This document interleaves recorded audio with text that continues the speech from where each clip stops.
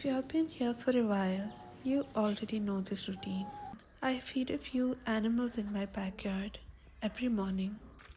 Today, they were already waiting when I woke up.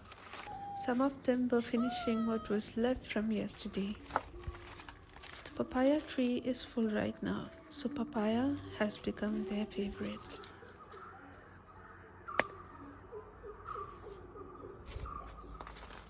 Let me cut this up.